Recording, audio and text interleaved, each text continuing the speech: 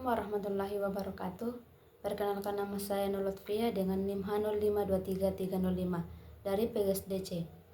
Saya akan membahas materi mengenai perubahan kurikulum KTSP, kurikulum 13 dan kurikulum Merdeka, dan mengantisipasi pengembangan kurikulum yang akan datang. Nah, adapun pembahasan pertama mengenai tentang perubahan kurikulum KTSP, kurikulum 13 dan kurikulum Merdeka. Yang pertama, kurikulum KTSP, kurikulum tingkat satuan pendidikan, yaitu kurikulum yang memberi keleluasan dan kewenangan kepada sekolah untuk menyusun dan menjalankan kurikulumnya sendiri dengan memperhatikan potensi sekolah dan budayanya. Kurikulum ini merupakan hasil kerja dari guru-guru di sekolah berdasarkan daftar isi dan standar kompetensi yang telah ditetapkan oleh BSNP. Yang kedua, kurikulum K13. Perubahan satu kurikulum, satu hal biasa demi memperbaiki kualitas pendidikan suatu negara. Sama halnya untuk meningkatkan kualitas pendidikan nasional. Salah satunya dapat dilakukan dengan evaluasi dan memperbarui kurikulum pendidikan nasional. Evaluasi perlu dilakukan secara berkala, seperti upaya penilaian relevansi kurikulum dengan anak-anak dalam konteks tempat dan waktu yang terus berubah secara dinamis. Reformasi suatu kurikulum bertujuan agar peserta didik menjadi cerdas, bermoral, berakhlak, kreatif, komunikatif, dan toleran dalam kehidupan keberagaman.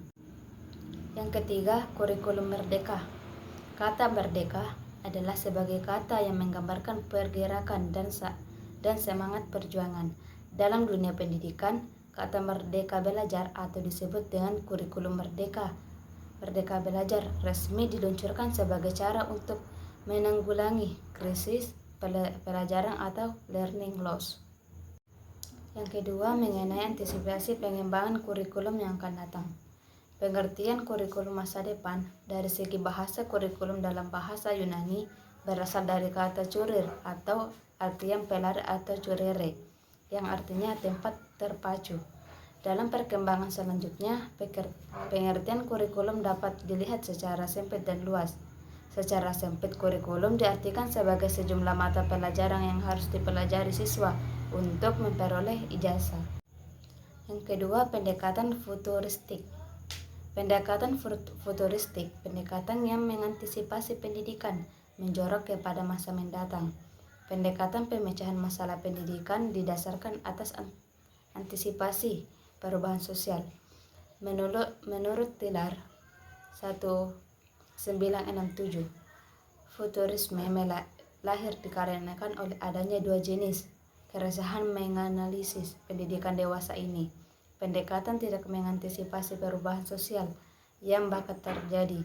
Isi kurikulum terutama diarahkan kepada masyarakat sekarang yang mengakibatkan pendidikan itu steril terhadap masa depan dan terpaku terhadap kebutuhan jangka pendek. Yang ketiga, dimensi manfaat pendidikan pada masa yang akan datang. Orang yang akan mendapatkan beberapa keuntungan atau manfaat pendidikan. Yang pertama, yang paling nyata adalah siswa. Seperti siswa memiliki karakteristik yang berbeda-beda, sehingga setiap karakteristik tersebut harus dapat dipahami agar mereka dapat mencapai manfaat dalam pendidikan.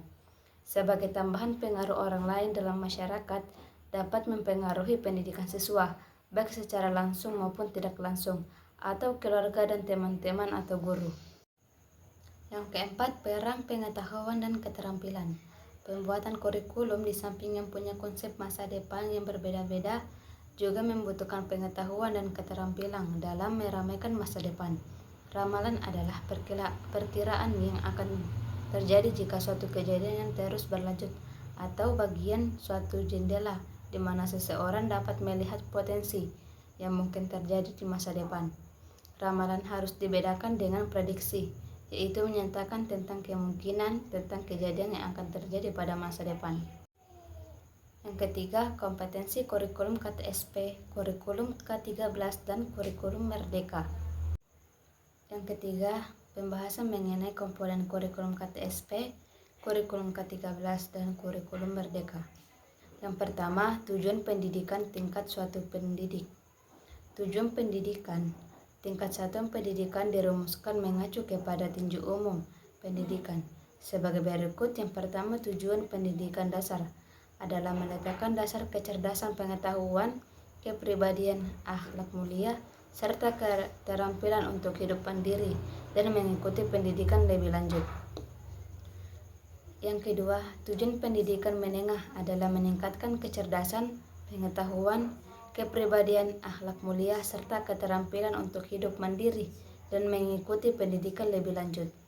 Yang ketiga, pendidikan menengah kejurusan adalah meningkatkan kecerdasan, pengetahuan, kepribadian, akhlak mulia, serta keterampilan untuk hidup mandiri dan mengikuti pendidikan lebih lanjut secara dengan kejurusannya. Yang kedua, struktur dan muatan kurikulum tingkat satuan pendidikan. Struktur kurikulum tingkat satuan pendidikan pada jenjang pendidikan dasar dan menengah tertulen dan standar isi yang dikembangkan dari kelompok mata pelajaran sebagai berikut. Yang pertama, kelompok mata pelajaran agama dan akhlak mulia. Yang kedua, kelompok mata pelajaran kewarganegaraan dan kepribadian. Dan yang ketiga, kelompok mata pelajaran ilmu pengetahuan dan teknologi.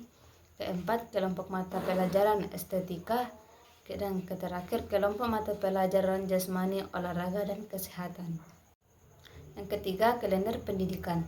Suatu pendidikan dapat menyusun kalender pendidikan sesuai dengan kebutuhan daerah, karakteristik sekolah, kebutuhan peserta didik dan masyarakat, dengan memerhatikan kalender pendidikan sebagai tercantum dalam standar isi. Baik, kesimpulannya, kebijakan diberlakukan KTSP bukan hanya wacana dan barang kosong. Niat pemerintahan memberikan otonomi dan kebebasan kepada sekolah, tetapi merupakan langkah maju dan pejuang besar untuk kemajuan pendidikan di Indonesia dengan lebih cepat. Kurikulum masa yang akan datang disebut juga kurikulum masa depan, yaitu kurikulum yang merangkumi pendekatan yang berpusatkan pada murid dan memperbolehkan mereka memahami kekuatan dan masing-masing, serta berupa belajar panjang hayat. Baik, sekian materi saya mengenai perubahan kurikulum KTSP, kurikulum K13, dan kurikulum Merdeka dalam mengantisipasi pengembangan kurikulum yang akan datang. Kurang lebihnya mohon dimaafkan. Wassalamualaikum warahmatullahi wabarakatuh.